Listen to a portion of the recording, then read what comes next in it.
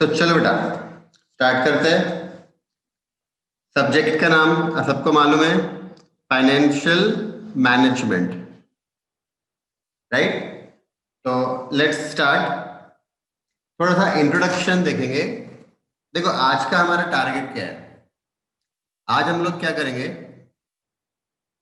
Meaning देखेंगे। What is financial management, ठीक है। इसके स्कोप की बात करेंगे। इसका स्कोप क्या है, राइट। स्कोप यानी कौन से एरियाज में इसका यूज होता है, राइट। ये एक करेंगे और कुछ बेसिक फॉर्मूलेस करेंगे, राइट। तो अभी आप लोग लिखना मत, मैं लिखाता हूं। जनरल फॉर्मूलेस हम लोग आज देखेंगे जो हमको पूरे सिलेबस में काम में आएंगे, राइट। आज का हमारा ये टारगेट। स्टार्ट करते हैं। तो सबसे पहले what do you mean by financial management? What is financial management? What is financial? Finance से रिलेटेड, फंड से रिलेटेड, राइट। तो क्या मैं ये बोल सकता हूं financial means cash, finance means cash,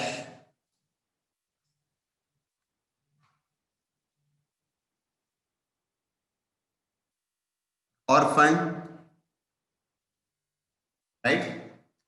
what is management? ऐसे मैनेजमेंट के फंक्शंस क्या है? What are the functions of management? Functions of management में प्लानिंग आ सकता है। मैनेजमेंट क्या काम करता है? प्लानिंग करता है, राइट। और डिसीजन मेकिंग करता है। ये हमने 11th में 12th में ही पढ़ा है, फाउंडेशन में भी पढ़ा है, राइट। कंट्रोलिंग करता है, प्लानिंग, कंट्रोलिंग, कम्युनिकेशन, है ना। ये सारे फंक्शंस है मैनेजमेंट के। जब हम मैनेजमेंट वर्ड बोलते हैं तो उसमें प्लानिंग भी आ गया, कंट्रोलिंग भी आ गया, डिसीजन मेकिंग भी आ गया, और बहुत सारे जो मैनेजमेंट के फंक्शन है वो सारे आ गए, राइट। फाइनेंशियल मतलब कैश या फंड। अगर आप दोनों वर्ड को जोड़कर देखो, फाइनेंशियल मैनेजमेंट मतलब कैश और फंड का प्लानिंग, राइट। कैश और फंड से रिलेटेड डिसीजन मेकिंग, और कैश और फंड की जो कॉस्ट है उसको कंट्रोल करना, ठीक है। अब कैश और फंड की कॉस्ट कैसे हो सकती है? Any idea? कैश और फंड की कॉस्ट कैसे हो सकती है? कंट्रोल क्या करना है हमको? कॉस्ट। तो कैश और फंड से रिलेटेड जो कॉस्ट है उसको हमको कंट्रोल करना है, राइट। एक सिंपल एग्जांपल देता हूं।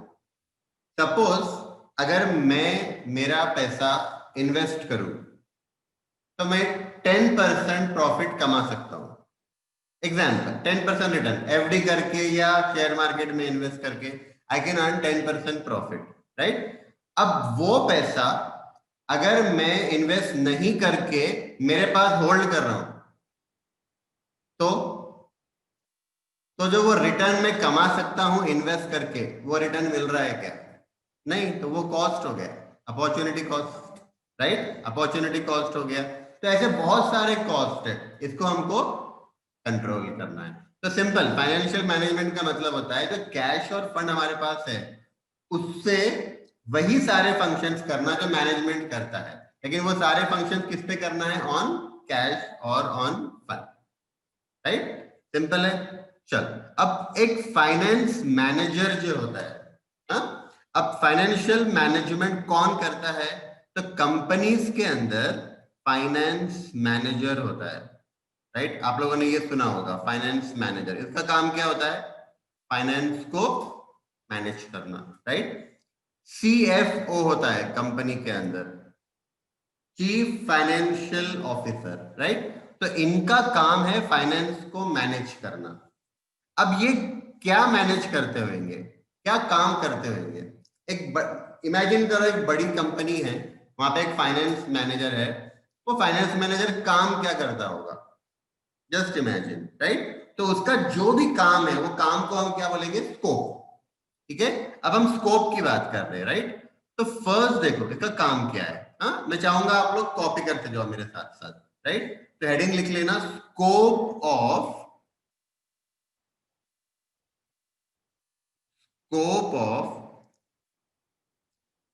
Finance manager, scope of finance manager, right. तो नंबर 1 लिखना, determine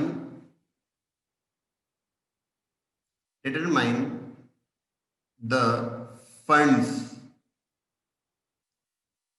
required during the year. Determine the funds required during the year. Right, तो पूरे ईयर में, कमिंग ईयर में, हाँ, कितना फंड रिक्वायर्ड है पूरे ऑर्गेनाइजेशन में, ये फाइंड आउट करना, राइट। अब आप बताओ फंड्स कहां कहां लगता है, मतलब कैश की रिक्वायरमेंट कहां कहां है। मटेरियल परचेस करने के लिए है, राइट। तो देखो, मटेरियल परचेस करना, वेजेस पे करना, प्रोडक्शन करना, ये सारा का सारा वर्किंग कैपिटल में डाल सकते हैं हम लोग, राइट। तो working capital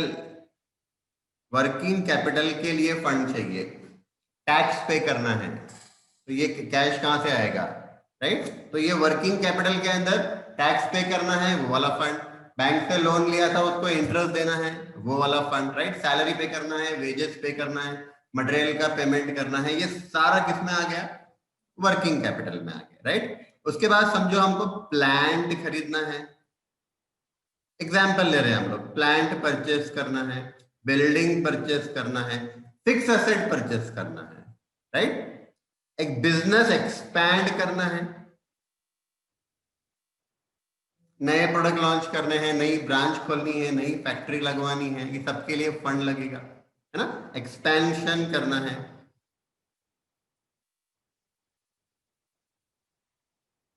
expansion etcetera, right. तो फर्स्ट काम जो एक फाइनेंस मैनेजर करता है वो ये करता है कि कमिंग ईयर में हमारी फंड की रिक्वायरमेंट कितनी है, राइट। सेकंड, अब क्या काम होगा, चलो फंड की रिक्वायरमेंट कितनी है वो जान लिया। हाँ, एग्जाम्पल लेते हैं, मान लो फंड की रिक्वायरमेंट है 100 करोड़ रुपीस, इतनी रिक्वायरमेंट है। अब क्या करेंगे, कितना पैसा उनसे वर्किंग कैपिटल को कितना लगेगा या प्लांट परचेस में कितना लगेगा, वो मैनेज करें। लेकिन उसके पहले क्या करेंगे, उसके पहले हमको देखना पड़ेगा कि ये पैसा आएगा कहां से। हमको मार्केट से ये फंड को रेस करना पड़ेगा, राइट। तो हमारा स्टेप नंबर 2 रहेगा, identify identify source of financing, identify source of financing, right. Source of financing का मतलब वो एरियाज जहां से हम फंड रेस करेंगे। Source, identify sources of financing, ठीक है। अब ये सोर्सेज में क्या क्या आएगा, सोर्सेज में क्या क्या आएगा, तो जितने भी सोर्स ऑफ फाइनेंस है, मतलब जहां जहां से हम फंड रेस कर सकते हैं, राइट। तो उसको हम दो कैटेगरीज में डिवाइड कर सकते हैं, एक इक्विटी और एक डेब्ट, राइट। तो जो हमको फंड रिक्वायर्ड है उसको हम दो सोर्सेस से रेस कर सकते हैं, इक्विटी एंड डेब्ट। इक्विटी को और फर्दर क्लासिफाई किया जा सकता है बिटवीन इक्विटी शेयर कैपिटल या equity shares, preference share capital, right, and third retained earnings, third is retained earnings.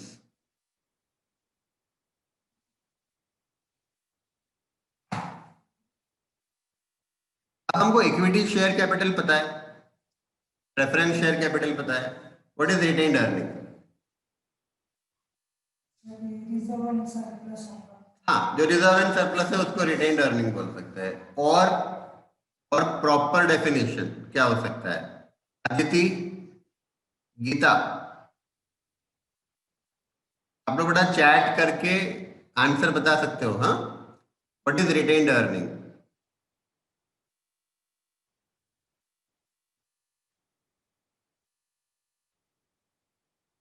What is retained earning? Simple है, मैंने जो प्रॉफिट कमाया, राइट, जो हमने प्रॉफिट अर्न किया, वो प्रॉफिट में से मैंने डिविडेंड दिया शेयर होल्डर्स को, है ना? तो डिविडेंड देने के बाद जो प्रॉफिट मेरे पास बचा वो क्या है? Retained earning, undistributed profit. Very good, simple, इसको हम बोलते हैं अनडिस्ट्रीब्यूटेड प्रॉफिट। तो रिटेन्ड अर्निंग ये भी हमारा इक्विटी का पार्ट है, पार्ट ऑफ इक्विटी।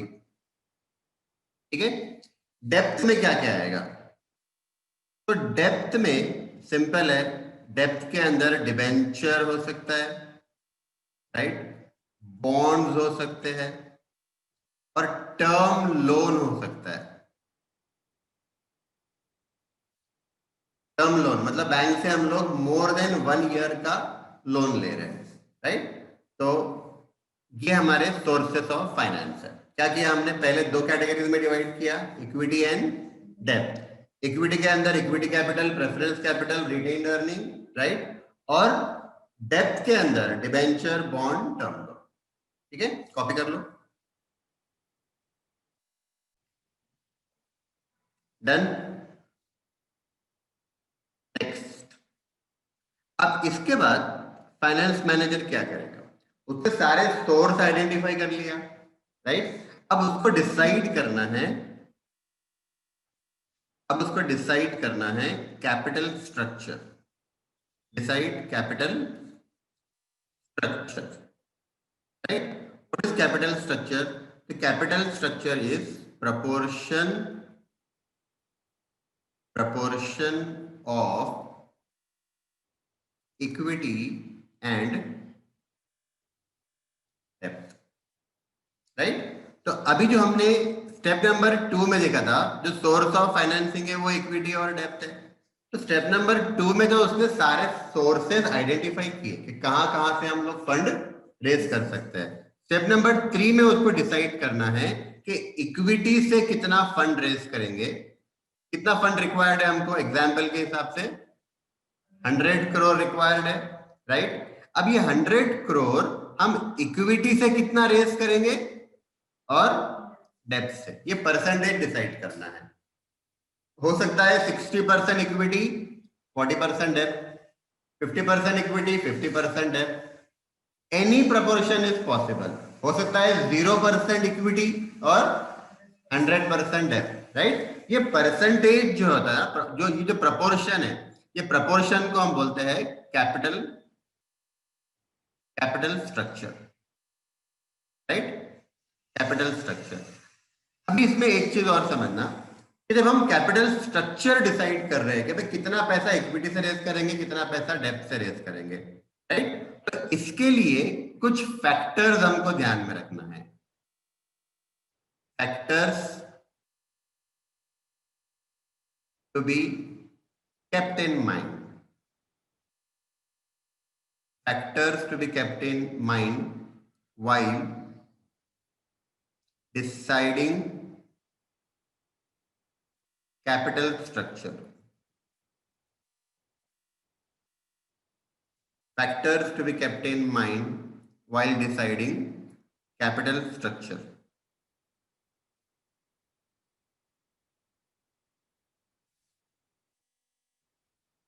कौन सी बात है, क्या लगता है?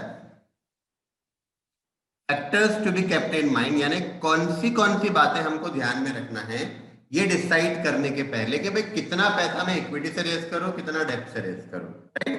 तो सबसे पहला फैक्टर जो हमको ध्यान में रखना है that is cost of capital, that is cost of capital.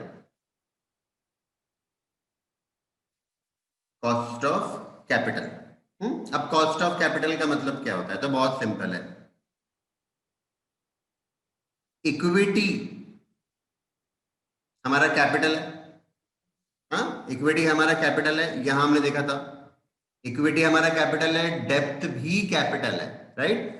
यहाँ पे बच्चे कंफ्यूज होते हैं कि कैपिटल मतलब सिर्फ इक्विटी एंड प्रेफरेंस, तो नहीं, ये सारा सोर्स ऑफ फाइनेंसिंग मेरा कैपिटल है, राइट। तो इक्विटी कैपिटल है, डेप्थ भी कैपिटल है। तो कॉस्ट ऑफ कैपिटल का मतलब होता है कि जो इक्विटी है, इक्विटी पे हम लोग डिविडेंड देते हैं, राइट। तो इक्विटी क्या हो गया? कैपिटल। और डिविडेंड क्या हो गया? कॉस्ट। तो मैं डिविडेंड को कॉस्ट ऑफ कैपिटल बोल सकता हूं कि नहीं? राइट। अच्छा, डेप्थ क्या है? कैपिटल। और डेप्थ पे हमको इंटरेस्ट देना पड़ता है। अगर आपने मार्केट से डिबेंचर इशू किए हैं, बॉन्ड इशू किया है या बैंक से लोन लिया है, डिबेंचर, बॉन्ड, लोन, ये क्या हो गया? Depth, right. ये इशू किया है तो इंटरेस्ट देना पड़ेगा, तो इंटरेस्ट हो गई कॉस्ट। तो इंटरेस्ट को मैं कॉस्ट ऑफ कैपिटल बोल सकता हूं क्योंकि डेप्थ तो कैपिटल है और इंटरेस्ट उसका कॉस्ट है, राइट। तो पहला फैक्टर है हमारा cost of capital. Cost of capital ये बोलता है कि जब हमको फंड रेज करना है मार्केट से, इक्विटी से और डेप्थ से, तो हमको ये ध्यान में रखना है कि इक्विटी का कॉस्ट ऑफ कैपिटल कितना है परसेंटेज वाइज। यहां तो मैंने डिविडेंड बताया आपको, ये आपको लग रहा होगा अमाउंट होगा, इसका परसेंटेज देखो कि भाई अगर मैं इक्विटी से फंड रेज कर रहा हूं तो मुझे इक्विटी का कितना परसेंटेज डिविडेंड देना पड़ेगा? 10%, 15%, 20%, कितना? और डेप्थ से फंड रेज किया तो कितना परसेंटेज इंटरेस्ट देना पड़ेगा? तो कोई भी कंपनी क्या चाहेगी?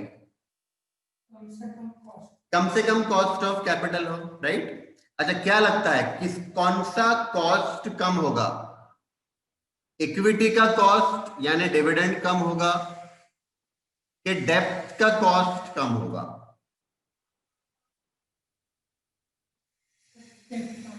हाँ, डेप्थ का कॉस्ट यानी इंटरेस्ट का जो रेट होता है ना वो बहुत कम होता है, राइट। तो इसको हम ऐसा बोल सकते हैं कि डेप्थ की कॉस्ट, कॉस्ट ऑफ डेप्थ, ये लोवेस्ट होती है। अगर मैं इसको ऐसे अरेंज करूं, लेट्स से अगर ऐसे अरेंज करूं, समझो यहां पे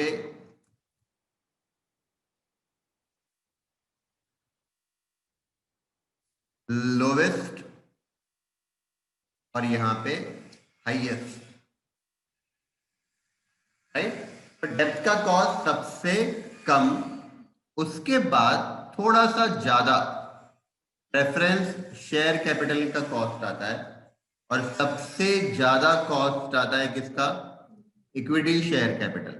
यानी आप ये समझो कि अगर आपको 100 करोड़ का फंड रेज करना है और आपने सोचा कि मैं इक्विटी शेयर से फंड रेज करूं, तो आपको बहुत ज्यादा डिविडेंड देना पड़ेगा। मतलब इसका जो कॉस्ट ऑफ इक्विटी कैपिटल है वो बहुत ज्यादा रहेगा, आपको वो महंगा पड़ेगा। अगर आप डिबेंचर, डेप्थ यानी डिबेंचर, बॉन्ड, लोन से फंड रेज करते हो तो आपको जो कॉस्ट पे करना पड़ेगा, इंटरेस्ट का जो रेट रहेगा वो बहुत कम रहेगा। तो जनरली कंपनीज क्या प्रीफर करती होंगी? Cost of depth generally prefer करती होंगी, राइट। लेकिन डेप्थ का एक ड्रॉबैक है, डेप्थ का एक ड्रॉबैक है रिस्क। तो हमारा सेकेंड फैक्टर क्या है जो हमको ध्यान में रखना है? वो है रिस्क, राइट। अब रिस्क किस बात का? इसको फाइनेंशियल रिस्क बोलते हैं। हाँ, मैं ब्रैकेट में लिख देता हूं, this is financial risk. What is financial risk? अब देखो बहुत सिंपल है। मान लो कि आपको लग रहा है कि डेप्थ की कॉस्ट बहुत कम होती है, डेप्थ की कॉस्ट यानी इंटरेस्ट, राइट, ये बहुत कम है। और मान लो आपने क्या किया, पूरा 100 करोड़ डेप्थ से इशू कर लिया, फंड रेज कर लिया, किससे? डेप्थ से, पूरा 100 करोड़। लेकिन क्या होगा, डेप्थ जो है ना वो रिस्की है। अगर मैं इसको रिस्क के पैरामीटर पे बताऊं, रिस्क के पैरामीटर पे, राइट, तो हाईएस्ट, ठीक है, डेप्थ का रिस्क है, ठीक है। उसके बाद प्रेफरेंस शेयर कैपिटल, और उसके बाद equity share capital. Equity share is less risky, less risky. अब यहां पे रिस्क कैसा, देखो समझो, मान लो कि आपकी कंपनी ने पूरा का पूरा पैसा डिबेंचर से रेस कर लिया 100 करोड़। अब आप देखो होता क्या है, डिबेंचर पे आपको इंटरेस्ट देना पड़ेगा, राइट, और ये इंटरेस्ट आपको प्रॉफिट हुआ तब भी देना पड़ेगा, लॉस हुआ तब भी देना पड़ेगा, बराबर है। और उसका रिडम्पशन, जिस दिन उसका रिडम्पशन का डेट आएगा आपको पूरा का पूरा रिडम्पशन करना पड़ेगा। मान लो आपने 5 साल के लिए बैंक से लोन लिया, तो 5 साल खत्म हो गए, आपको लोन रीपे करना पड़ेगा, ये रिस्क है ना। अब इक्विटी में क्या होता है, अगर आपने मान लो कि 100 करोड़ पूरा का पूरा इक्विटी में से रेस कर लिया, इक्विटी से रेस कर लिया, तो क्या होगा, डिविडेंड देना पड़ेगा। लेकिन डिविडेंड प्रॉफिट हुआ तो ही देंगे, राइट, लॉस हुआ तो डिविडेंड नहीं। लेकिन डिवेंचर वाले केस में लॉस हुआ तब भी इंटरेस्ट देना पड़ेगा, तो रिस्क किसमें ज्यादा है, डिवेंचर में रिस्क ज्यादा है, राइट। अच्छा, इक्विटी शेयर कैपिटल से फंड रेज किया तो कंपनी वाइंड अप होगी फ्यूचर में 50-100 साल बाद, तब पैसा वापस करना पड़ेगा। इसका मतलब कैपिटल का रिडम्पशन भी नहीं करना पड़ता, मतलब मेरे पास से पैसा जाएगा नहीं, वो पब्लिक का पैसा मेरे कंपनी में पूरे लाइफ टाइम तक रहेगा, राइट। इसका मतलब अगर मैं रिस्क वाइज देखूं तो डिबेंचर यानी depth is more risky, equity share capital is less risky. अब क्या प्रीफर करेंगे, अगर मैं कॉस्ट वाइज देखूं तो डेप्थ बहुत सस्ता है, लेकिन रिस्क वाइज देखो तो डेप्थ की रिस्क बहुत ज्यादा है। अब क्या करना चाहिए, क्या लगता है, कौन सा सोर्स से पैसा रेज करना चाहिए, डेप्थ से, प्रेफरेंस से, या डेप्थ से या इक्विटी से, कौन सा, किससे करना चाहिए? हमको प्रोपोर्शनेट हमको मैनेज करना है। प्रोपोर्शनेट मैनेज करना पड़ेगा, राइट, मतलब कुछ फंड इक्विटी से रेज करना पड़ेगा, कुछ हमको डेप्थ से करना पड़ेगा, ठीक है। तो कॉपी कर लेना इतना, फिर हम लोग थर्ड देखते हैं factor.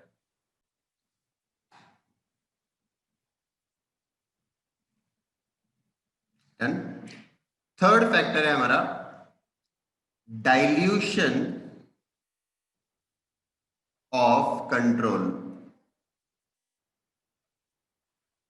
Dilution of control, right. अब इमेजिन करो, सपोज एक कंपनी है, एक कंपनी है, और वो कंपनी के टोटल 4 शेयर होल्डर है, mister A, mister B, C and D, right. और चारों के पास शेयर होल्डिंग, चारों के पास शेयर होल्डिंग इक्वल है, मतलब चारों इक्वल शेयर होल्डर है, राइट। अब आप समझो कि कंपनी को फंड कितना रिक्वायर्ड था, 100 करोड़। मान लो कंपनी ने डिसाइड किया कि हम इक्विटी से फंड रेज करेंगे, मतलब equity share, preference share issue करेंगे। क्या होगा, इक्विटी शेयर इश्यू करेंगे तो क्या होगा, पब्लिक को शेयर इश्यू कर रहे हो आप, राइट, तो नए शेयर होल्डर कंपनी में आ जाएंगे, है ना। तो मान लो कि नए 2 शेयर होल्डर कंपनी में आ गए, ई और एफ, मतलब आपके जो नए शेयर्स थे वो सिर्फ 2 शेयर होल्डर ने सब्सक्राइब किया।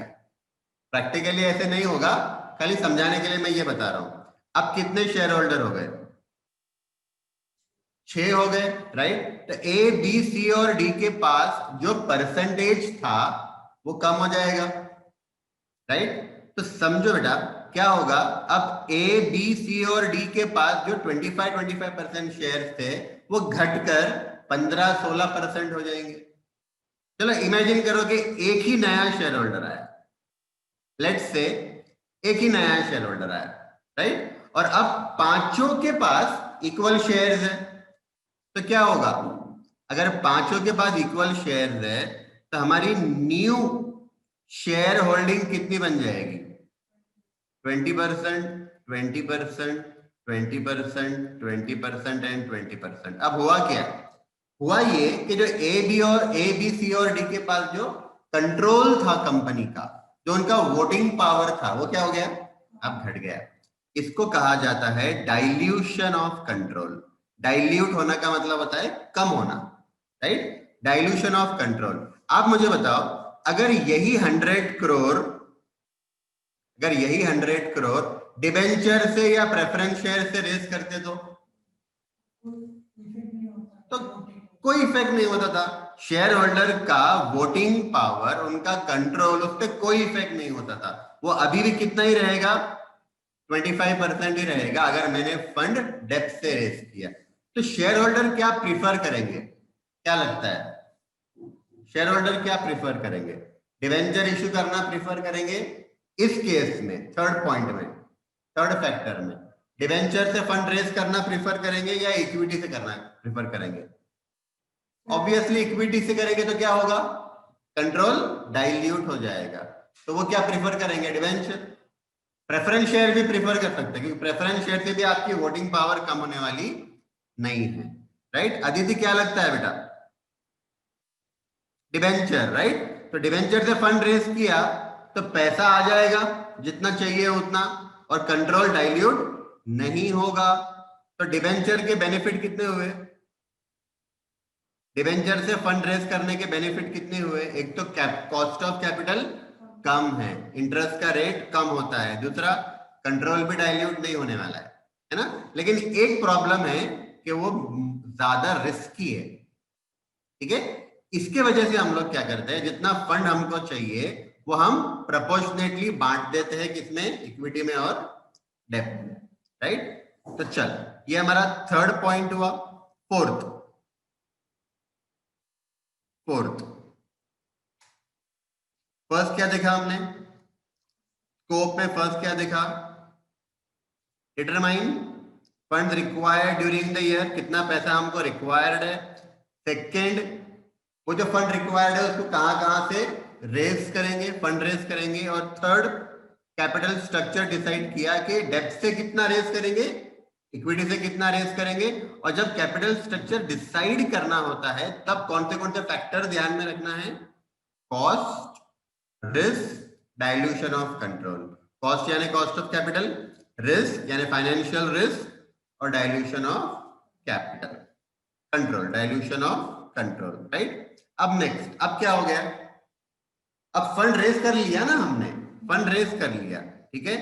तो सपोज सपोज हमने 60% इक्विटी से किया, मतलब कितना करोड़, 60 करोड़, राइट। और 40% बेटा हमने डेप्थ से रेस कर लिया। हाँ, तो अब हमारे पास 100 करोड़ आ गए। अब हम क्या करेंगे, अब जो पैसा आया इसको हम क्या करेंगे, एलोकेट करेंगे। allocate the fund, allocate the fund raised in such a way, in such a way that wealth of shareholder, wealth of shareholder is increased, wealth of shareholder is increased।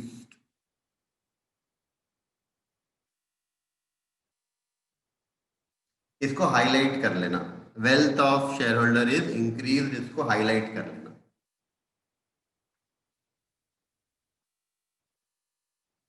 allocate the fund raised in such a way that wealth of shareholder is increased।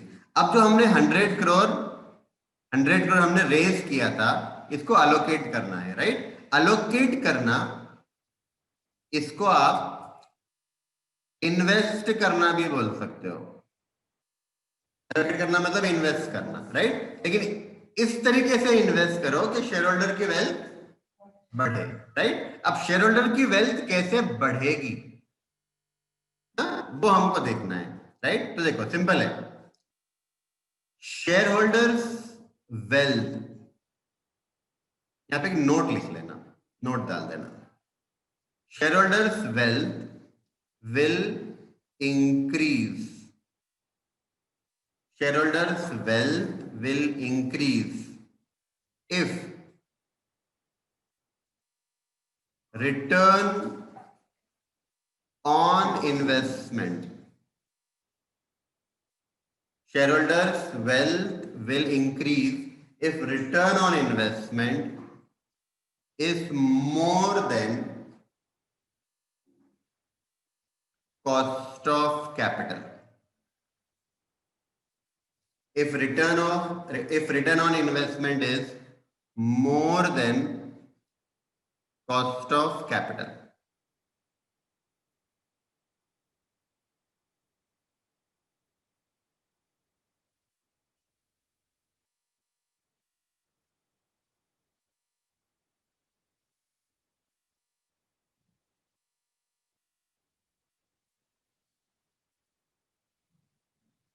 If return on investment is more than cost of capital.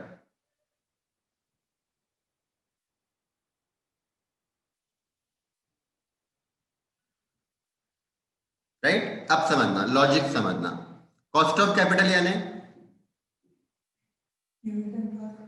Dividend या dividend और interest का जो amount हम पे कर रहे हैं, right. Equity से फंड रेज किया तो डिविडेंड देना पड़ेगा, डिवेंचर से फंड रेज किया तो इंटरेस्ट देना पड़ेगा, राइट। ये हमारी कॉस्ट ऑफ कैपिटल है।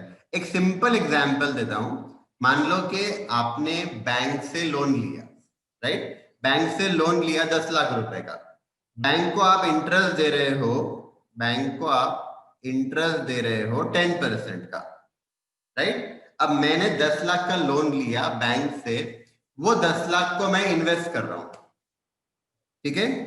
तो अगर आप 10 लाख को इन्वेस्ट करोगे तो आप कहां इन्वेस्ट करोगे? सिंपल है, जहां 10% से ज्यादा रिटर्न मिलता हो मैं वहां इन्वेस्टमेंट करूंगा, राइट। तो हम इन्वेस्टमेंट ऐसे जगह पे करते हैं कि जिससे, मैं एग्जांपल ले रहा हूं कि मुझे 12% रिटर्न मिल रहा है, राइट। तो हम इन्वेस्टमेंट ऐसे जगह पे करेंगे कि जिससे मेरा return on investment more than cost of capital हो। सिंपल सा लॉजिक है, जो 10 लाख मैंने बैंक से लोन लिया है, मुझे उसको 10% इंटरेस्ट देना पड़ेगा, राइट। तो वो 12% जो मैं कमाऊंगा उसमें से 10% तो मेरा इंटरेस्ट चला जाएगा, कॉस्ट चला जाएगा, तो मेरा वेल्थ कितने से बढ़ेगा? 2% से बढ़ेगा, राइट। तो यहां पे शेयर होल्डर की वेल्थ विल, ये एग्जाम्पल डाल देना ऐसे, राइट। शेयर होल्डर की वेल्थ विल इंक्रीज बाय 2%। तो जो हमने फंड रेज किया है उसको हम ऐसे जगह इन्वेस्टमेंट करेंगे जहां से रिटर्न हमारे कॉस्ट ऑफ कैपिटल से ज्यादा हो,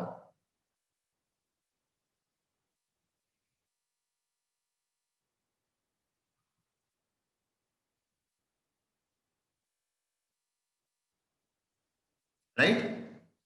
डन। अदिति हो गया बेटा?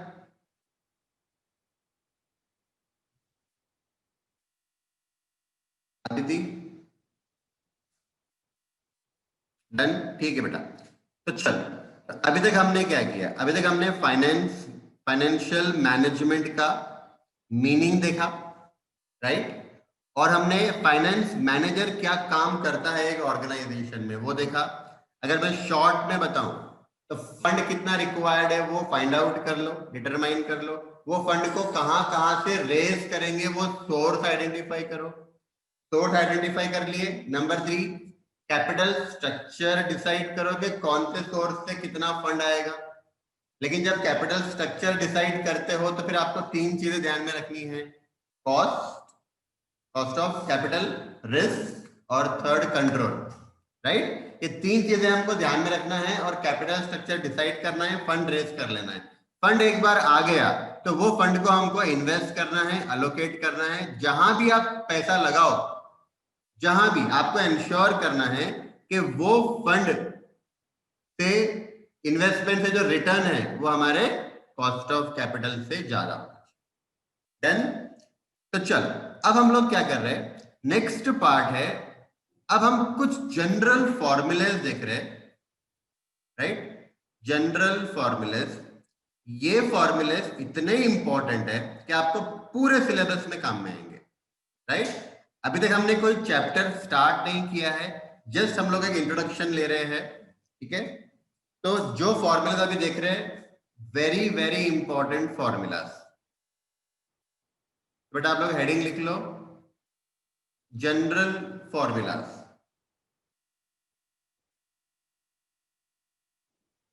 राइट। तो स्टार्ट करते हैं। सबसे पहले एक छोटा सा इनकम स्टेटमेंट बनाते हैं, इनकम स्टेटमेंट बनाते हैं। What is income statement? Income statement is profit and loss account. Income statement is nothing but profit and loss account in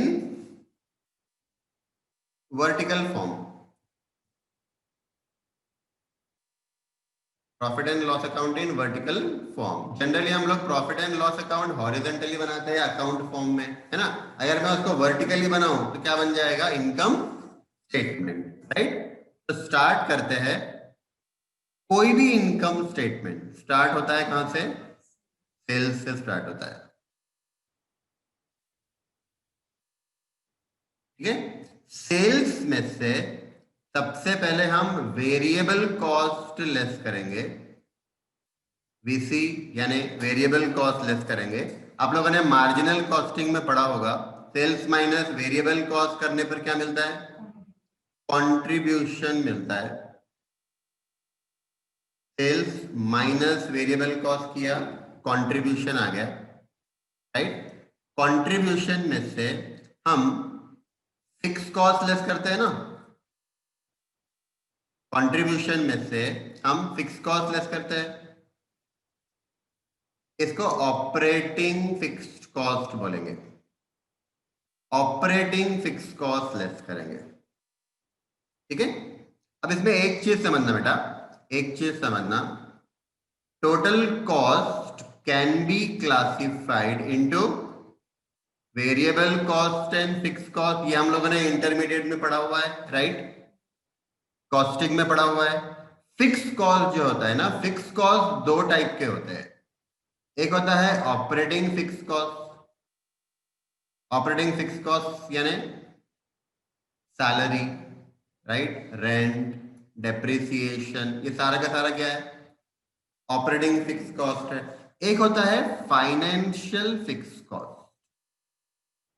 financial fix cost होता है। फाइनेंशियल फिक्स कॉस्ट का मतलब simple है, interest, right. Bank से loan लिया, उसका मैं interest दे रहा हूं, वो फिक्स्ड होता है, हाँ।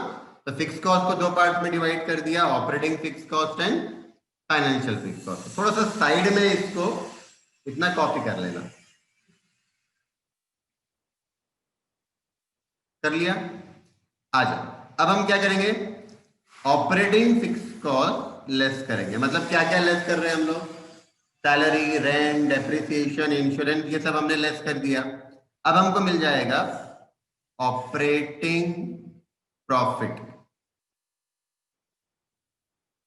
हमको मिल जाएगा operating profit, right. Operating profit का और एक नाम है EBIT, operating profit is also called as EBIT, right? That is earning before interest and tax. EBIT मतलब earning before interest and tax, right? तो सिंपल है, earning मतलब profit, before interest and tax का मतलब इंटरेस्ट और tax minus करने के पहले का, इंटरेस्ट और टैक्स माइनस करने के पहले का। इसका मतलब क्या माइनस करना बाकी है? इंटरेस्ट और टैक्स माइनस करना बाकी है। तो पहले हम क्या माइनस करेंगे? इंटरेस्ट। राइट। तो इंटरेस्ट माइनस करने के बाद हमको मिलता है earning before tax. Earning before tax, पहले क्या बोला था मैंने, EBIT, मतलब इंटरेस्ट और टैक्स दोनों माइनस करने के पहले का प्रॉफिट। अब इंटरेस्ट तो माइनस हो गया, तो अब मैं क्या बोलूंगा, अर्निंग बिफोर टैक्स। बिफोर का मतलब क्या होता है, वो वाला अमाउंट माइनस करना बाकी है। अगर मैं बोलूं अर्निंग बिफोर सैलरी, मतलब सैलरी माइनस करना बाकी है, राइट, वैसा।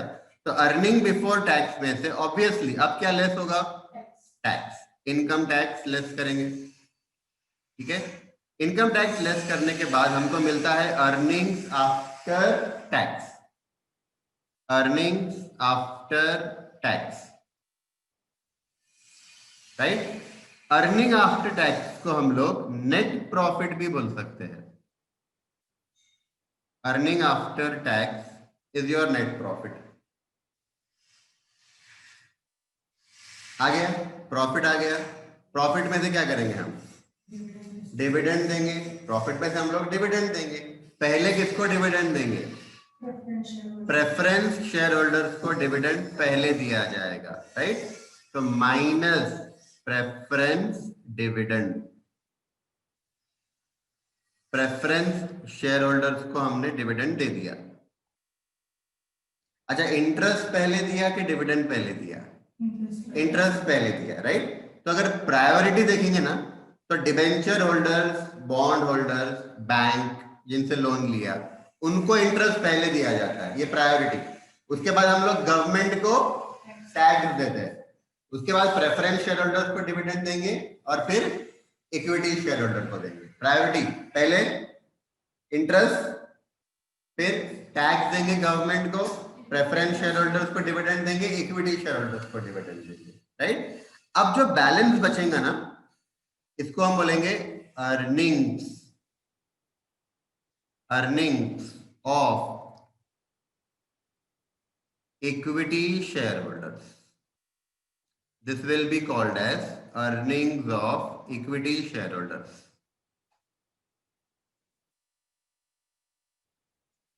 Earnings of equity share holders, ठीक है। अब बताओ क्या लेस होगा, इक्विटी का डिविडेंड लेस होगा ना।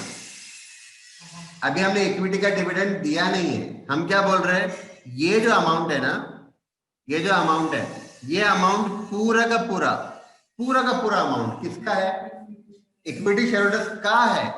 पर उनको पूरा का पूरा मिलेगा नहीं, वो अमाउंट है उनका, पर उनको पूरा का पूरा मिलेगा नहीं, उनको डिविडेंड के फॉर्म में थोड़ा सा मिलेगा। तो इसमें से हम लोग लेस करेंगे बेटा equity dividend. Equity dividend less हो गया। अब जो बैलेंस बचेगा, this is called as retained earning. This is called as retained earning.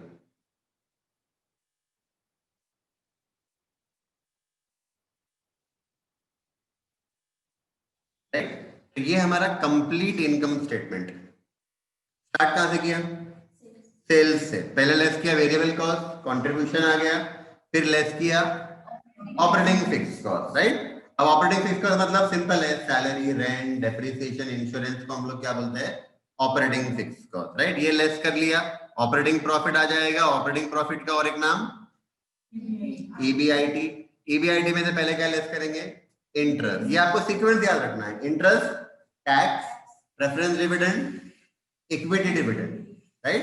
तो पहले इंटरेस्ट दिया, क्या मिला, EBT। फिर टैक्स लेस करेंगे, EAT मिलेगा। What is EAT, earning after tax. फिर हम लोग लेस करेंगे preference dividend, earnings of equity share holder मिल जाएगा, ठीक है। इसमें से इक्विटी का डिविडेंड लेस होगा, रिटेन्ड अर्निंग मिल जाएगा। मैं एक छोटा सा एग्जांपल बताता हूं आपको। सपोज हमारा earnings of equity share holders आया 100 लाख, राइट। अब देखो बहुत सिंपल है, सबका पैसा देने के बाद जो प्रॉफिट बचा वो प्रॉफिट किसका है? इक्विटी शेयर होल्डर्स का। तो मैंने देखो, मैंने सारे खर्चे, वेरिएबल कॉस्ट पेमेंट कर दिया, फिक्स कॉस्ट पेमेंट कर दिया, मतलब वेरिएबल कॉस्ट और फिक्स कॉस्ट से क्या हो गया, जितना प्रोडक्शन हुआ उसका सारा खर्चा मेरा पेमेंट हो गया। फिर मैंने डिवेंचर होल्डर्स का इंटरेस्ट दे दिया, फिर मैंने गवर्नमेंट को टैक्स भी दे दिया, फिर मैंने प्रेफरेंस शेयर होल्डर्स को डिविडेंड भी दे दिया। अब क्या बचा देने का? कुछ भी नहीं बचा। तो जो पैसा बचेगा प्रेफरेंस शेयर होल्डर्स का डिविडेंड देने के बाद, वो किसका है? पूरा का पूरा किसका है? इक्विटी शेयर होल्डर्स का है। लेकिन इसमें से हम क्या करते हैं, सपोज सपोज कि मैंने 60 लाख का क्या कर दिया, उनको डिविडेंड दे दिया, उनको डिविडेंड दे दिया, इक्विटी शेयर होल्डर्स को, इक्विटी शेयर होल्डर्स को डिविडेंड दे दिया, राइट? कितना दिया? 60 लाख का। अभी जो 40 लाख बचेगा, ठीक है, रिटेंडर, राइट?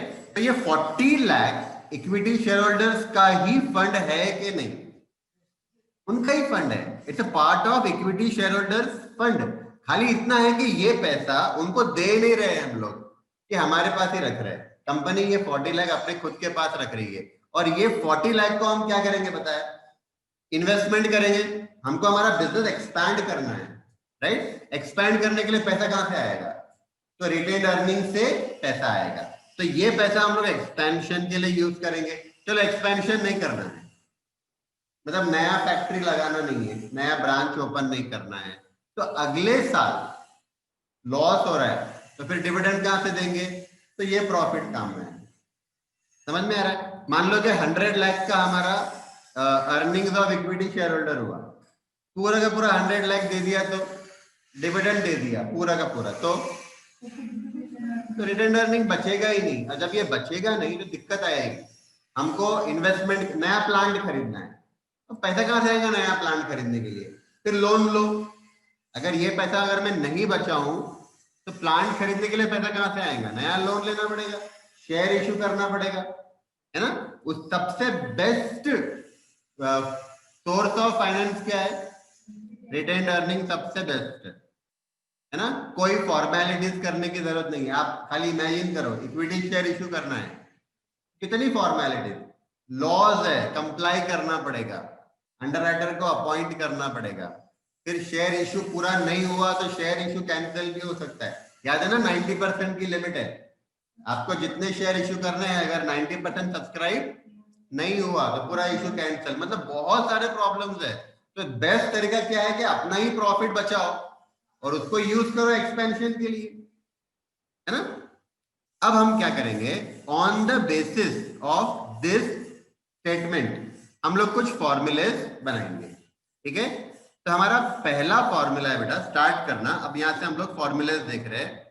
हमारा पहला फॉर्मूला है अर्निंग्स पर शेयर। अर्निंग्स पर शेयर, राइट? शॉर्ट में क्या बोलेंगे इसको? ईपीएस, है ना? अर्निंग्स पर शेयर।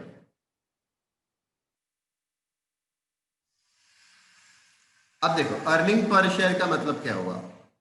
जो इक्विटी शेयर होल्डर्स है, जो इक्विटी शेयर होल्डर्स है, उनका एक शेयर का अर्निंग कितना हुआ?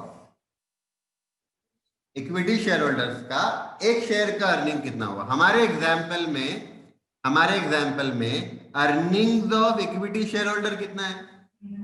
100 लाख है, राइट? लेकिन ये तो टोटल अर्निंग है ना, मुझे चाहिए एक शेयर का अर्निंग,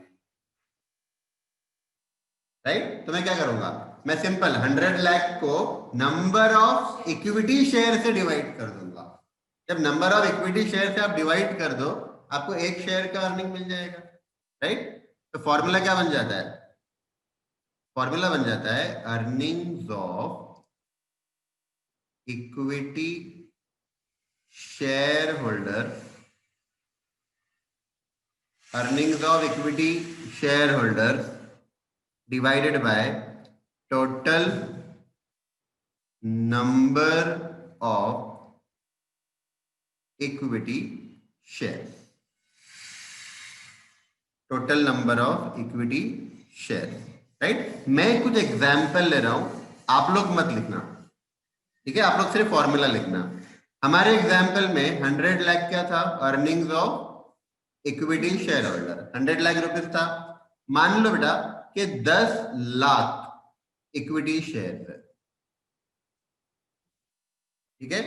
अब जब इक्विटी शेयर अगर 10 लाख है तो 10 रुपए क्या मिला, एक शेयर का अर्निंग, इक्विटी शेयर का। हाँ, तो देखो हम लोग अर्निंग पर शेयर बोलते हैं, पर आपको ये याद रखना है कि ये अर्निंग पर इक्विटी शेयर है, ठीक है, अर्निंग पर इक्विटी शेयर। तो एक इक्विटी शेयर का अर्निंग हो गया हमारा 10 रुपीज, ठीक है। हमारा सेकेंड फॉर्मूला है dividend per share, dividend per share, इसको प्यार से क्या बोलेंगे हम लोग, डीपीएस। अर्निंग पर शेयर को ईपीएस बोला, तो डिविडेंड पर शेयर को बोलना DPS, dividend per share. Again कौन से शेयर की बात हो रही है, इक्विटी। अब हम लोग सिर्फ इक्विटी शेयर की बात कर रहे हैं, राइट। हमारे एग्जाम्पल में इक्विटी को डिविडेंड कितना दिया था, 60 लाख दिया था, लेकिन ये 60 लाख तो टोटल डिविडेंड है ना, पर मुझे तो एक शेयर का डिविडेंड चाहिए। कैसे आएगा, क्या करना पड़ेगा, हाँ, अगर मैं 60 लाख को total number of equity share से डिवाइड कर लूं तो मुझे एक शेयर का डिविडेंड मिल जाएगा, राइट। तो total equity dividend, total equity dividend, right, इसको हम डिवाइड कर लेंगे total number of equity shares. मतलब ये हुआ कि हमने जो शेयर होल्ड किए उस शेयर पे कितनी अर्निंग हो रही है या कितना डिविडेंड अर्न हो रहा है एक शेयर पे। मान लो कि मैं कोई कंपनी का शेयर होल्डर हूं, तो मुझे ये पता होना चाहिए ना कि मेरा एक शेयर पे मैंने कमाया कितना। तो मैंने एक शेयर पे कमाया कितना, 10 रुपए, राइट। लेकिन मुझे 10 पूरा मिला नहीं, मुझे कितना मिला, एक शेयर पे कितना मिला, 6 रुपए मिला। कैसे, टोटल 60 लाख रुपीस का डिविडेंड दिया गया है ना, और टोटल कंपनी के शेयर तो 10 लाख शेयर है, मतलब हर शेयर पे, एवरी शेयर पे कंपनी ने डिविडेंड कितना दिया, 6 रुपए का दिया, राइट। तो मैंने कमाए 10 रुपए पर शेयर पर, मुझे मिले कितने, 6। तो इसका मतलब ये मत समझो कि 4 रुपए मुझे मिले नहीं, वो 4 रुपए मेरे ही है। 4 रुपए कौन से, रिटेन्ड अर्निंग वाले, है ना। अब देखो मैं 4 रुपए क्यों बोल रहा हूं, 40 लाख टोटल रिटेन्ड अर्निंग है, इसको भी अगर मैं 10 लाख इक्विटी शेयर से डिवाइड कर दूं तो 4 रुपए क्या आ गया, रिटेन्ड अर्निंग पर शेयर। तो ये 4 रुपए मेरे ही है, पर कंपनी ने अपने पास रखे हैं एक्सपेंशन के लिए या तो फ्यूचर में डिविडेंड देने के लिए, राइट। चल, अब 2 फॉर्मूले हमारे हो गए, earning per share, dividend per share. इस पर से हमको थर्ड फॉर्मूला मिलेगा, dividend payout ratio, right. हमारा थर्ड फॉर्मूला है डिविडेंड पे आउट रेशियो, इसको हम डीपीआर बोल सकते हैं, dividend payout ratio. Ratio का मतलब परसेंटेज हो सकता है ना, रेशियो का मतलब परसेंटेज। तो आप ये समझो कि मुझे डिविडेंड का परसेंटेज निकालना है,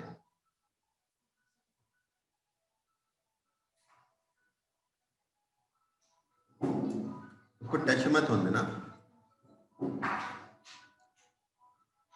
आपके पास ले लो ना, आपका बैग ले लो आपके पास, उसको साइलेंट पे कर दिए। अर्जेंट है तो ले लो, अर्जेंट है, राइट। तो हमारा थर्ड फॉर्मूला है डिविडेंड पे आउट रेशियो। इसमें रेशियो यानी परसेंटेज, ठीक है। अब किस चीज का परसेंटेज निकालना है, तो बहुत सिंपल है, आप समझो। मैं शेयर होल्डर हूं, मैंने कमाए कितने, कमाए कितने, कमाए मतलब इनकम, टोटल 10 रुपीज कमाए, मेरी अर्निंग कितनी है, टोटल 10, पर 10 में से डिविडेंड कितना मिला, 6 रुपए, 6 रुपए, कितना परसेंटेज हुआ,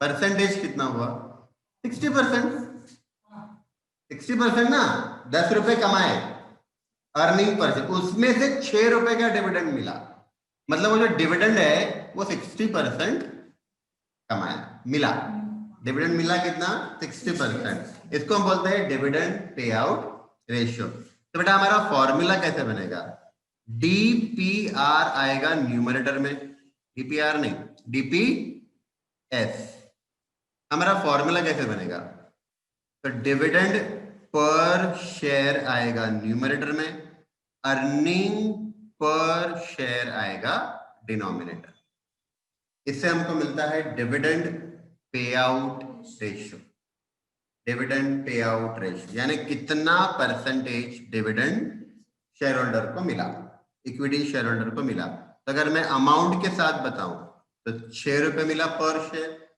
जबकि अर्निंग्स थी मेरी 10, राइट, और मुझे डिविडेंड मिला परसेंटेज में देखो तो 60%, this 60% is called as dividend payout ratio. अब इसका है ना बहुत ज्यादा इंपॉर्टेंस है, किसका, डिविडेंड पे आउट रेशियो का, ठीक है। मैं एग्जांपल देता हूं, मान लो कि क्वेश्चन आया एग्जाम में, find out EPS, find out EPS, और क्वेश्चन में आपको उन्होंने दिया है डीपीएस 6 रुपए, राइट, और डिविडेंड पे आउट रेशियो 60%, और मान लो बेटा आपको ईपीएस फाइंड करना है, या तो ईपीएस फाइंड करना है, या तो ईपीएस और कोई जगह यूज होने वाला है, कोई बड़ा अमाउंट फाइंड करने के लिए बोला है और वहां पे ईपीएस यूज होगा, पर ईपीएस तो नहीं है मेरे पास, तो मैं ईपीएस निकाल सकता हूं ना यहां से, है ना। देखो मान लो कि न्यूमरेटर 6 रुपीज मेरे पास है और 60% भी मेरे पास है, ये ईपीएस 10 मुझे फाइंड आउट करना है, तो सिंपल है, मैं 6 को 60% से डिवाइड कर दूंगा, 6 डिवाइडेड बाय 60% किया तो 10 मिल जाता, ईपीएस मिल जाता। मतलब मुझे ईपीएस निकालना है तो मैं ऐसे कर सकता हूं, DPS divided by DPR, dividend per share divided by dividend payout ratio, right. अच्छा, ईपीएस मेरे पास है 10 रुपीज और 60% डिविडेंड पे आउट रेशियो ये भी मेरे पास है। अब डिविडेंड पर शेयर निकालना है, ये भी निकाल सकते हैं, है ना, कैसे, 10 मल्टीप्लाइड बाय 60%, 10 का 60% निकालो, 6 रुपए आ जाए। समझ में आ रहा है, ये सारे फॉर्मूले हमको पूरे सिलेबस में यूज में, राइट। चल, तो 3 फॉर्मूले हुए। Number 4 retention ratio, retention ratio, retention ratio क्या मतलब होता है, रिटेंशन रेशियो का, रिटेन किया उसका रेशियो, उसका रेशियो, कितना रिटेन किया उसका रेशियो, और रेशियो मतलब मैंने बोला परसेंटेज में रहेगा, है ना। तो सिंपल है कि आपने जो रिटेन किया है ना उसका परसेंटेज निकालना है। क्या लगता है कितना परसेंटेज होगा, 40%। कमाया कितना, अब टोटल 100 और पर शेयर में देखो तो 10, राइट। ये अगर टोटल देखेंगे तो इतना, और पर शेयर के फॉर्म में देखो ये अपना 10 रुपए आया, राइट। ईपीएस डीपीएस आया 6 रुपए, और रिटेन अर्निंग्स पर शेयर फॉर्म में कितना आया, 4 रुपीज आया, राइट। अब सिंपल है, अगर मैं बोलूं कि 100 में से 60 या 60% हो गया ये, अगर आप 10 में से भी 6 रुपए दे रहे हो, 60%, 100 में से 60 दे रहे हो टोटल, वो भी 60%, राइट। सिंपल है, इसका मतलब आपने 40% रिटेन किया। अब ये मुझे 40% लाना है, तो मैं कैसे ला सकता हूं, कैसे लाएंगे? देखो ऐसा कर सकते हैं क्या, 4 क्या है, रिटेन्ड अर्निंग पर शेयर, हाँ, इसको 10 से डिवाइड करके इंटू 100, या फिर हाँ 40 आ जाएगा, या फिर मैं टोटल लेके भी कर सकता हूं कि नहीं, कैसे, 40 लाख रिटेन्ड अर्निंग है upon 100 lakh earnings of equity share holder into 100, right. कोई शॉर्टकट हो सकता है क्या, सोचो,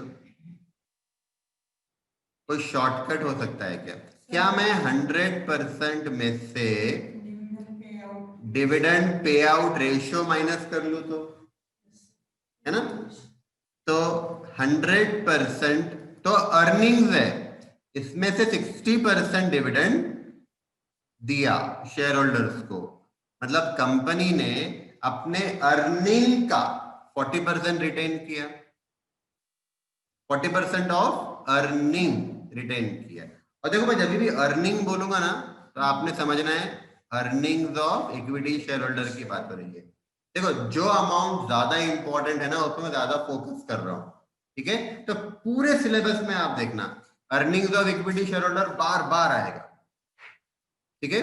और मैंने फिर ये पूरा क्यों बताया पता है, ऐसे भी हो सकता है, ऐसे भी हो सकता है कि वो आपको सेल्स देंगे, वेरिएबल कॉस्ट देंगे, या पीवीआर देंगे, याद आ रहा है पीवीआर, प्रॉफिट वॉल्यूम रेशियो, है ना। तो पीवीआर देंगे, मान लो पीवीआर 40% है, पीवीआर 30% है, तो 70% वेरिएबल कॉस्ट, याद है ना, राइट। तो वेरिएबल कॉस्ट, फिर कंट्रीब्यूशन आ जाएगा, फिर फिक्स कॉस्ट क्वेश्चन में दिया हुआ रहेगा, माइनस कर लेंगे, ऑपरेटिंग प्रॉफिट आएगा, इंटरेस्ट दिया हुआ रहेगा, माइनस कर लो, टैक्स का परसेंटेज दिया हुआ रहेगा, है ना। मान लो कि बेटा टैक्स का परसेंटेज है 40% फॉर एग्जाम्पल,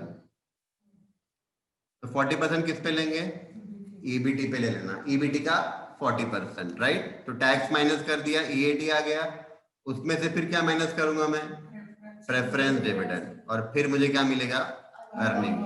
तो तुम समझो कि ईपीएस निकालना है, तो मुझे पहले क्या चाहिए होगा, earnings of equity share holder. Directly ये अमाउंट दे दिया है तो बहुत अच्छी बात, और ये पूरा भी फाइंड करके निकालना पड़ेगा, हो सकता है।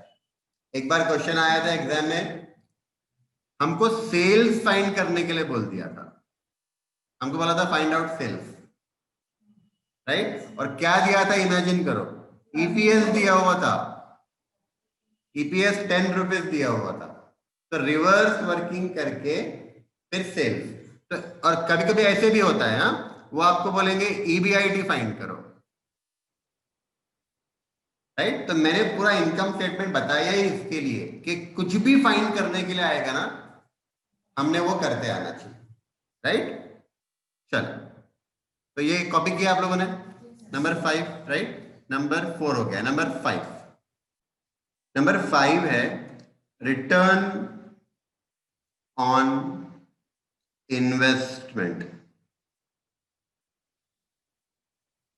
रिटर्न ऑन इन्वेस्टमेंट,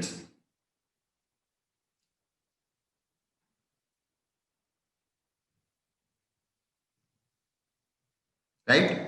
इसी को रिटर्न ऑन इक्विटी भी बोल सकते हैं, ROE, रिटर्न ऑन इन्वेस्टमेंट और return on equity, ROE, right.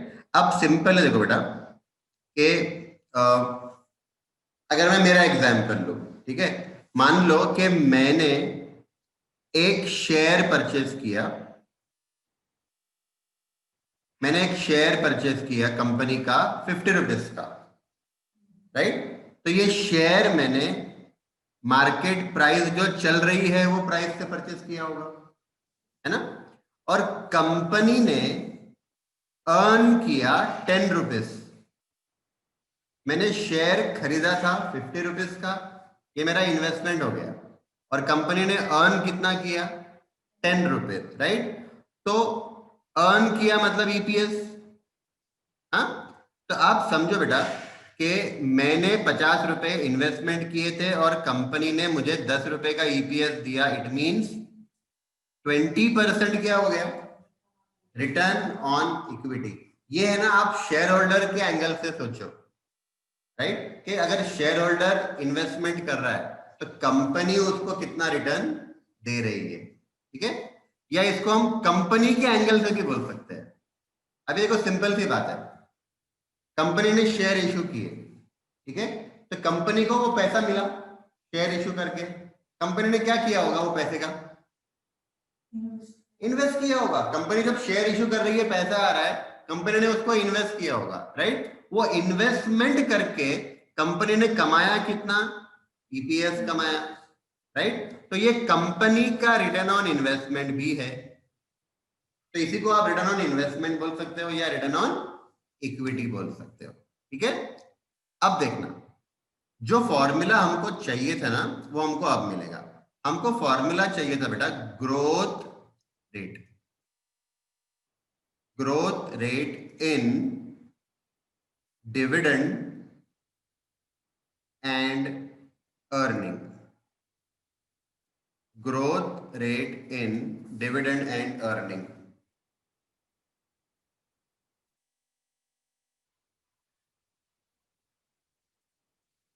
Growth rate in dividend and earning,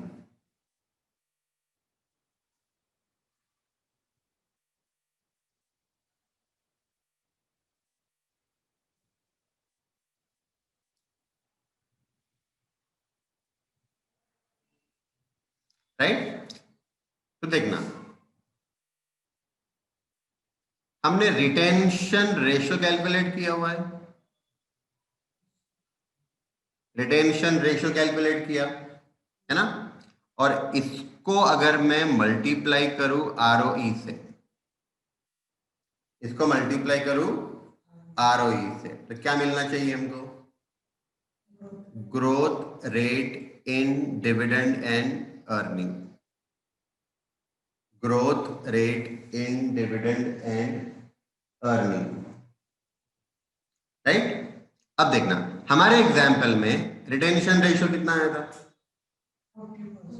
40% आया था। याद है कैसे आया था, 100% में से dividend payout ratio minus कर दिया था। लिंक समझ में आ रही है ना, हर एक फॉर्मूला एक दूसरे से लिंक्ड है। अर्निंग पर शेयर निकाला, डिविडेंड पर शेयर निकाला, क्यों निकाला, ताकि हमको डिविडेंड पे आउट रेशियो मिल जाए, ठीक है। डिविडेंड पे आउट रेशियो हमने 100% में से माइनस किया तो क्या मिला, रिटेंशन रेशियो। फिर हमने रिटर्न ऑन इन्वेस्टमेंट या return on equity find out किया, ठीक है। अब रिटेंशन रेशियो, इसको अगर मैं रिटर्न ऑन इक्विटी से मल्टीप्लाई करूं तो 40% का 20% अगर निकालते हैं, ये आता है 8%, ये आता है 8%। ये 8% क्या है बेटा, ये 8% है ग्रोथ रेट। अब देखो लॉजिक समझो, लॉजिक समझो, कंपनी ने कितना रिटेन किया, 40%। क्यों रिटेन किया, इन्वेस्टमेंट करने के लिए। इसका मतलब बेटा हर साल 40% प्रॉफिट अर्निंग कंपनी रिटेन करेगा हर साल, राइट। और हर साल ये 40% को इन्वेस्ट करेगा, और वो इन्वेस्टमेंट करने से रिटर्न कितना मिलेगा, रिटर्न मतलब प्रॉफिट कितना मिलेगा, 20%। समझ रहा है, 20% मिलेगा। मतलब ये 40% अगर मैं इन्वेस्ट करूं तो मुझे 20% रिटर्न मिलने वाला है। 20% किसका मिलने वाला है, जितना आपने इन्वेस्टमेंट किया उसका। कितना इन्वेस्टमेंट किया, 40% किया, 40% का 20% रिटर्न मिलेगा, मतलब 8% रिटर्न। ये 8% जो है ना, ये 8% आपका ग्रोथ रेट है। मतलब आपकी अर्निंग हर साल 8% से बढ़ेगी। क्यों बढ़ेगी, क्योंकि मैं हर साल 40% इन्वेस्टमेंट कर रहा हूं, राइट। और जैसे अर्निंग बढ़ेगी कितने परसेंटेज से, 8% से, तो आपका डिविडेंड भी 8% से बढ़ेगा। क्योंकि आप अर्निंग बढ़ा रहे हो ना, जैसे अर्निंग बढ़ेगी तो डिविडेंड भी 8% से बढ़ेगा। समझ में आ रहा है। तो ग्रोथ रेट इन डिविडेंड, अब ये मैंने क्यों बताया ग्रोथ रेट, आपको आगे के चैप्टर में बहुत जगह ये काम में आएगा, आपको ग्रोथ रेट निकालते आना चाहिए। डन, कॉपी हुआ? हाँ, एक last formula number 7, number 7, PE ratio, सुना है कभी PE ratio? PE ratio is different, right? तो पी यानी मार्केट प्राइस, पी यानी प्राइस ना, प्राइस ऑफ शेयर, राइट? तो पी यानी मार्केट प्राइस समझना, और ई यानी क्या होगा सोचो, अर्निंग पर शेयर। ई यानी अर्निंग पर शेयर, यानी ये हमारा मार्केट प्राइस टू ईपीएस का रेशियो है, market price to EPS. Any idea formula कैसे हो सकता है, क्या हो सकता है formula? Market price divided by EPS. हाँ, market price upon EPS, market price of share, right? Current market price of share upon EPS, right? Imagine करो कि आपका शेयर का मार्केट प्राइस चल रहा है 60 रुपीज पर शेयर, राइट? और हमारा ईपीएस कितना आया था बेटा? हमारा ईपीएस आया था 10 रुपीज, राइट? ईपीएस आया था 10 रुपीज। इसका मतलब हमारा पीई रेशियो 6 टाइम्स है। इसका आंसर टाइम्स में आता, परसेंटेज में नहीं आता। मैंने इंटू 100 किया नहीं ना, है ना? इंटू 100 करते तो वो परसेंटेज बनता था। ये रेशियो है 6 टाइम्स। अभी 6 टाइम्स क्या का मतलब क्या हुआ समझो।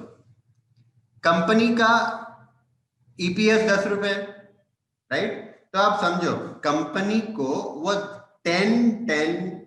6 बार कमाना पड़ेगा, तब जाके मार्केट प्राइस कितनी आएगी? 60। यानी आज जो मार्केट प्राइस 60 रुपए चल रही है, वो क्यों चल रही है? कंपनी की कैपेसिटी 10 रुपीज 6 टाइम कमाने की है, इसलिए मार्केट प्राइस क्या चल रहा है? 60 रुपीज चल रहा है, राइट? यानी ये समझो कि अगर मैं 10 रुपए 6 बार कमाता हूं, तब जाके मेरा मार्केट प्राइस कितना आता है? 60 आता है, राइट? आप मुझे बताओ ये 6 पी रेशियो जो आया, ये कम होना अच्छा कि ज्यादा होना अच्छा?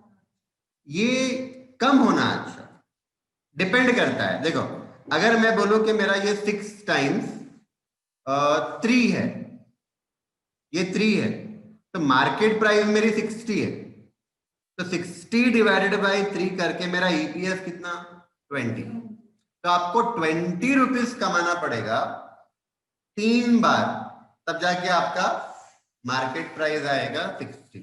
तो इसमें ना डिस्प्यूटेड एरिया है ये पीई रेशियो। कोई बोलता है कम होना अच्छा, कोई बोलता है ज्यादा होना अच्छा। हमने क्यों किया है पता है? ये हमने क्यों देखा है ये, क्योंकि इस पर से हम 2 चीजें फाइंड आउट कर सकते हैं। बहुत बार क्या होता है, क्वेश्चन में आपको ईपीएस दिया हुआ रहेगा कितना? 10 रुपीज, और पीई रेशियो दिया हुआ रहेगा क्वेश्चन में कितना? 6। तो अगर मैं 10 इंटू 6 करूं तो क्या मिल जाएगा? Market price 60, right? कभी ऐसा भी हो सकता है कि मार्केट प्राइस दिया हुआ है कितना? 60, और पीई रेशियो दिया हुआ है 6। ईपीएस निकाल सकते हो आप, राइट? और ईपीएस आ गया तो फिर अगर ये इनकम स्टेटमेंट बनाने के लिए बोला हुआ है हमको, सेल्स फाइंड करो बोला हुआ है, तो फिर हम लोग रिवर्स वर्किंग करके सेल्स फाइंड आउट कर सकते। देखो ईपीएस आ गया ना, बहुत सारी चीजें मिल जाती। समझ में आ रहा है? तो मैं फटाफट बताता हूं हमने क्या किया। पहले हमने इनकम स्टेटमेंट बनाया, फटाफट सेल में से क्या माइनस कर रहे हैं हम लोग? वेरिएबल कॉस्ट कंट्रीब्यूशन आएगा, फिक्स कॉस्ट माइनस करेंगे, ऑपरेटिंग प्रॉफिट आएगा, फिर हम लोग माइनस करेंगे इंटरेस्ट, ईबीटी मिलेगा, फिर टैक्स माइनस करना, ईएटी मिलेगा, रेफरेंस डिविडेंड माइनस करना, earnings of equity share holder. इसको याद रखना, बहुत इंपॉर्टेंट अमाउंट है। कौन सा अमाउंट इंपॉर्टेंट है? Earnings of equity share holder. इसमें से इक्विटी डिविडेंड माइनस होगा, क्या मिलेगा? Retained earning, right? फिर हमने पहला फॉर्मूला देखा अर्निंग पर शेयर, मतलब एक इक्विटी शेयर की अर्निंग कितनी। तो हमने क्या किया है? टोटल अर्निंग ले लिया न्यूमरेटर में, earnings of equity share holder, और डिवाइड कर दिया नंबर ऑफ इक्विटी शेयर से। डिविडेंड पर शेयर फाइंड करना है, तो टोटल डिविडेंड ले लिया इक्विटी शेयर होल्डर्स का, डिवाइड कर दिया नंबर ऑफ इक्विटी शेयर, तो जो डीपीएस मिल गया, राइट। अब हमने dividend payout ratio percentage, कितना परसेंटेज डिविडेंड दिया वो हमने फाइंड किया, DPS upon EPS into 100, right. फिर हमने 100% में से DPR dividend payout ratio minus किया, तो क्या मिला, रिटेंशन रेशियो। फिर हमने रिटर्न ऑन इन्वेस्टमेंट आरओई निकाला, कैसे निकाला, earning per share upon market price पर शेयर। मार्केट प्राइस डिनोमिनेटर में क्यों लिया पता है, ये इन्वेस्टमेंट है हमारा। मार्केट प्राइस, सपोज तुमको रिलायंस कंपनी का शेयर खरीदना है, राइट। तुमने ब्रोकर को फोन लगाया, ब्रोकर बोल रहा है 500 रुपए एक शेयर का रेट है, तुमने 500 रुपए दिए, एक शेयर खरीदा, तो तुमने 500 रुपए क्या किए, इन्वेस्ट किए ना, तुम्हारा इन्वेस्टमेंट है 500 रुपए।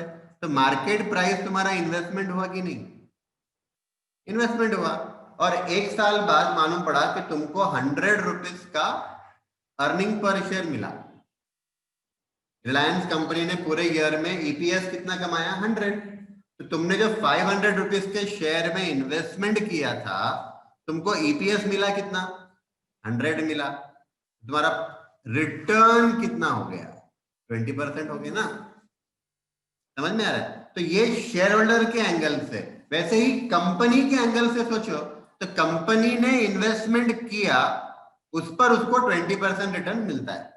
वो 20% रिटर्न कमाता होगा, तभी तो तुमको 20% रिटर्न देता होगा, समझ में आ रहा है। तो शेयर होल्डर को 20% रिटर्न मिला, इट मींस कंपनी ने उतना कमाया होगा, राइट। तो कंपनी जब 40% पैसा रिटेन करती है इन्वेस्ट करने के लिए, तो ये 40% इन्वेस्टमेंट है परसेंटेज फॉर्म में, उस पर रिटर्न कितना मिल रहा है अपने को, 20%। तो जो आपने इन्वेस्टमेंट किया उस पर 20% कमाया, मतलब 8% कमाया। तो ये 8% से आपकी इनकम एवरी ईयर बढ़ेगी।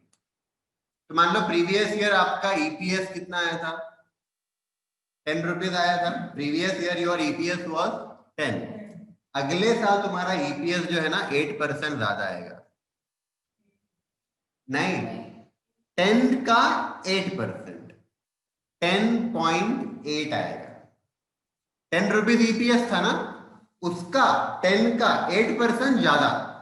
10 तो रुपीज है ना बेटा, ईपीएस जो 10 है वो तो रुपीज है, वो ₹10 8% से बढ़ेगा। 10 का आप 8% निकालो या कैलकुलेटर के ऊपर 10 + 8% करो, 10.8 आएगा। 10.8 रुपीज ना। देखो एक मिनट, देखो अपना ईपीएस कितना है, मान लो मेरा ईपीएस 2019 का 10 रुपए, अब मेरा 2020 में ग्रोथ कितना हो रहा है, 8%। तो 10 रुपए का 8% कितना होता, 10 का 8% होगा 0.08, है ना। तो ये 10.08 आएगा, 10.08 आएगा। ये आपका ईपीएस आ गया 2020 का, राइट।